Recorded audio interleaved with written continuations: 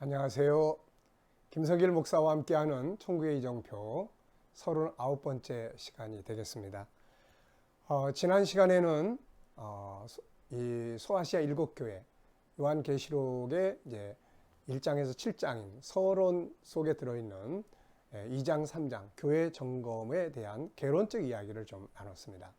자, 이 시간부터는 이제 에베소 교회부터 7교회를 시간 되는 대로 우리가 이렇게 함께 나눠보도록 하겠습니다.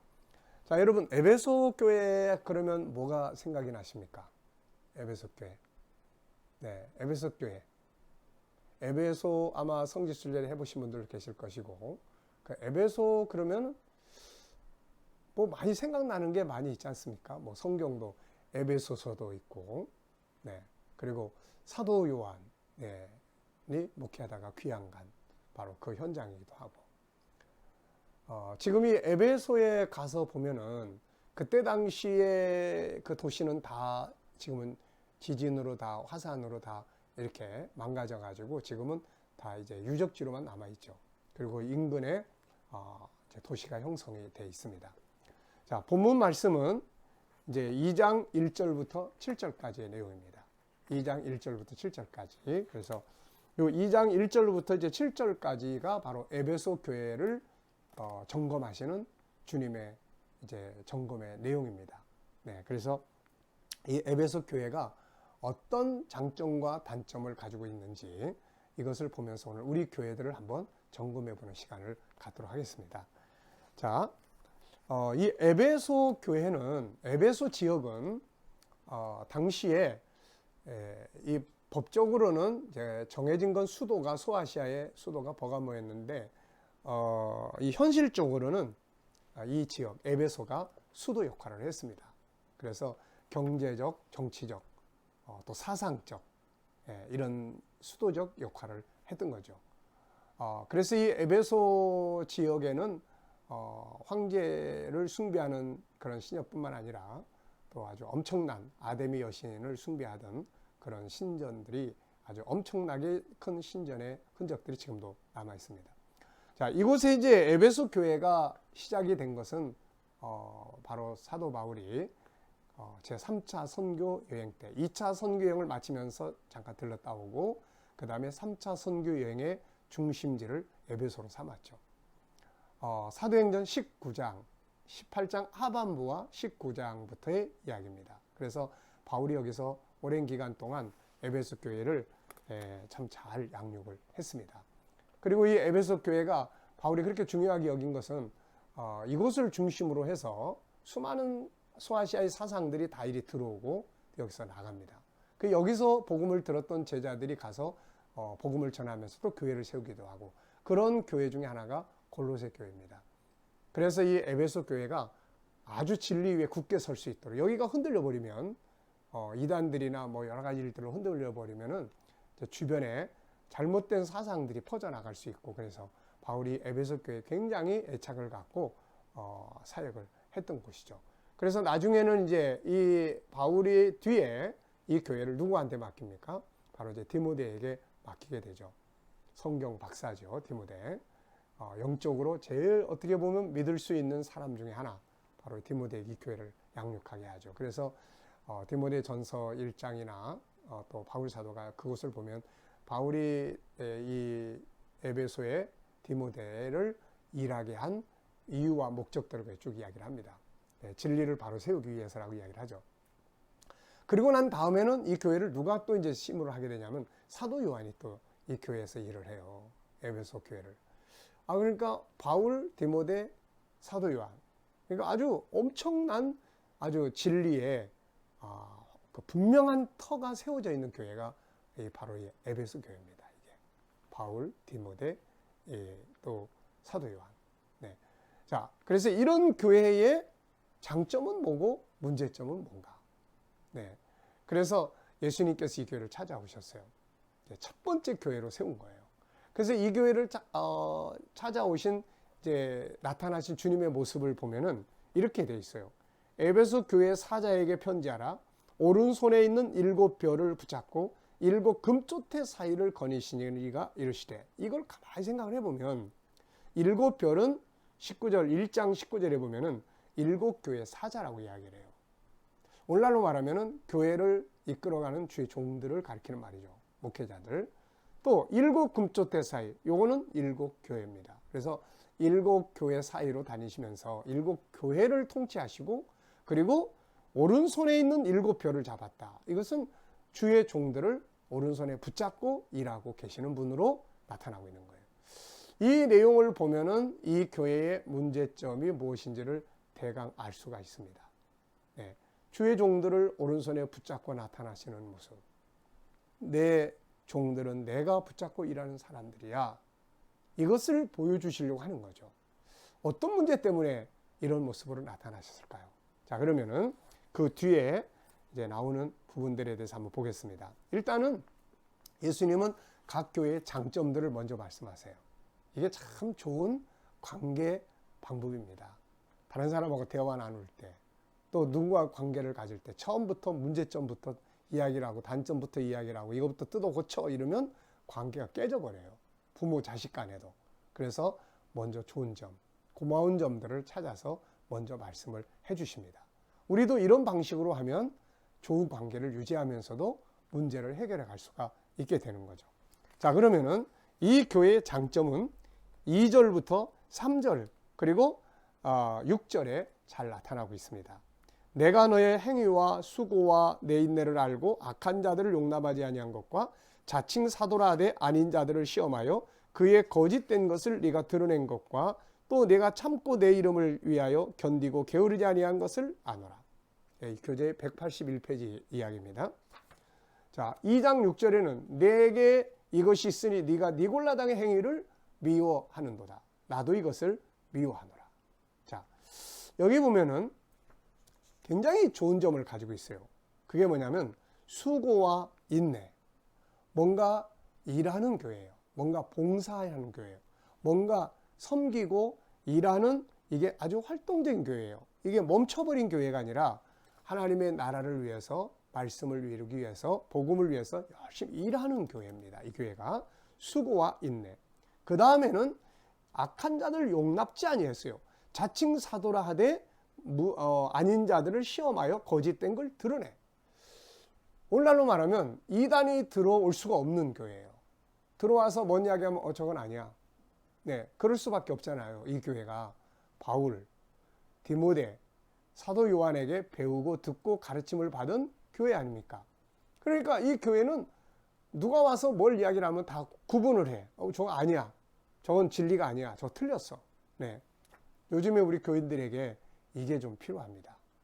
다 그냥 은혜야 그래버리면 안 돼. 이단들이 와서 뭔 이야기를 하는데도 그 신천지나 이런 이단들이 그 집회하고 그럴 때 얼마나 많은 기존 교인들이 거기 앉아 있어요. 그걸 보면 너무 답답해요. 도대체 어떻게 저걸 구분하지 못하고 저렇게 가서 앉아서 예수님을 찬양한다고 저러고 있을까?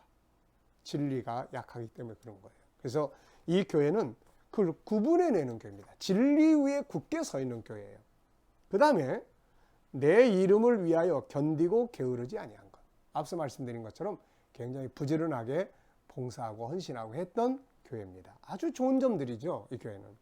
이런 교회는 적그리스도가 시도가 등장해서도 싸워서 이기기가 아주 좋은 교회죠. 이게. 근데 그리고 이제 니골라당의 행위, 이것도 또 뭐냐면 세속주의예요. 세속주의.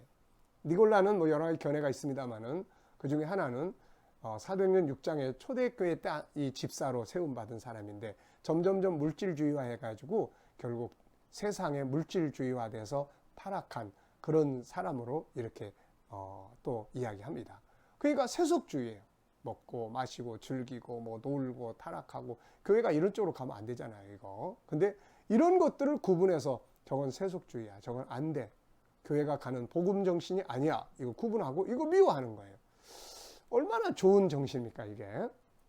자, 이것만 있으면 예수님이 아마 말씀 안 하셨을지도 몰라요. 근데 이 교회에 이런 좋은 점을 가지고 있으면서도 문제가 발생했습니다. 그게 뭐냐면은 4절에 보니까 너를 책망할 것이 있나니 너의 처음 사랑을 버렸다.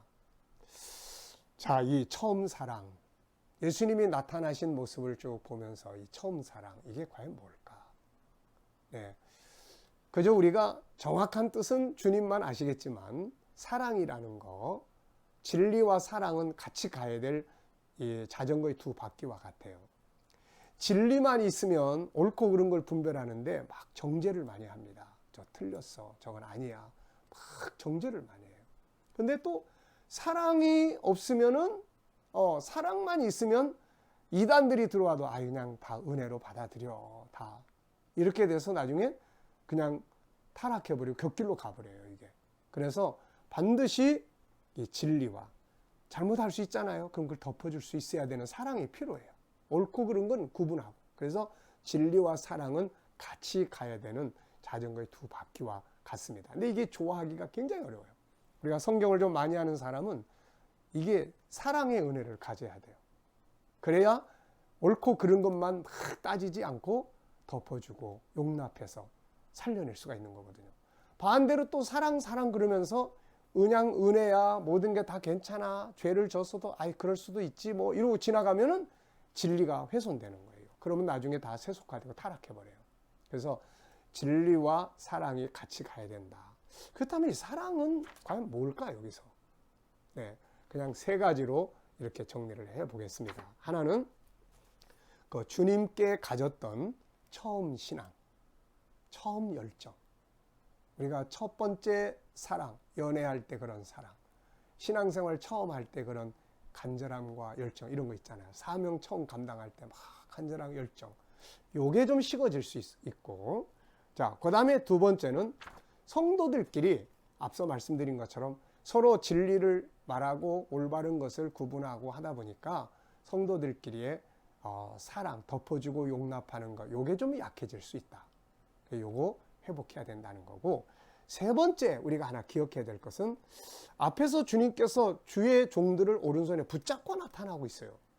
이것과 연관을 시켜본다면 이 교회에서 일하는 사역자들에 대한 성도들이 사랑이 없는 문제, 그들을 정죄하고 따지고 그들을 용납하지 않는 이런 것 때문에 쉽게 말하면 목회자들이 일하기가 굉장히 힘든 상태에 있는 교회가 아니었겠나 하는 생각을 해봐요.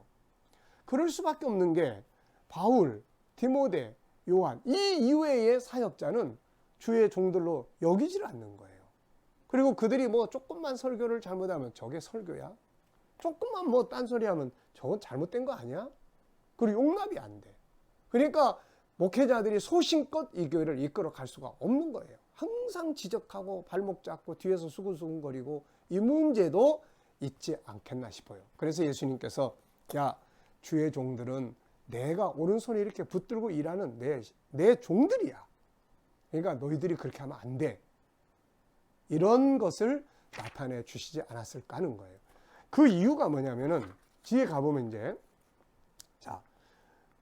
예수님이 이제 권면, 경계를 하세요. 그게 5절인데 이거 너희들 회개해라. 너희들 이거 다시 회복해야 된다.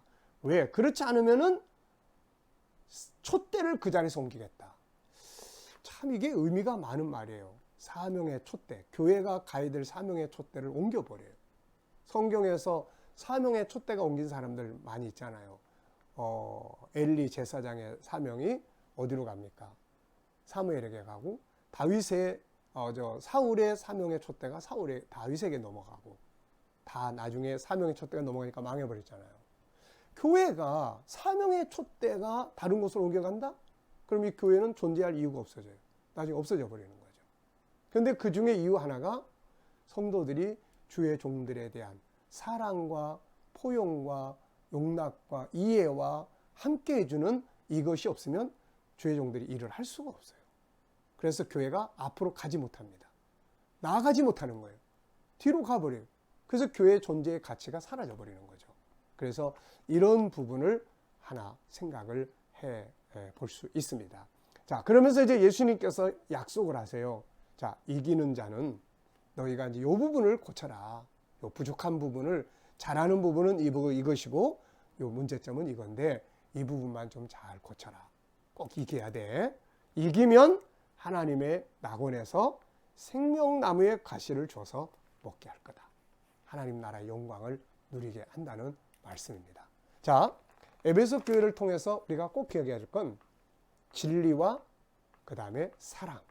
그 사랑이 하나님께 대한 것이든 성도들끼리에 대한 것이든 아니면 주의 종들과의 관계에서 있는 것이든 간에 중요한 것은 진리의 말씀.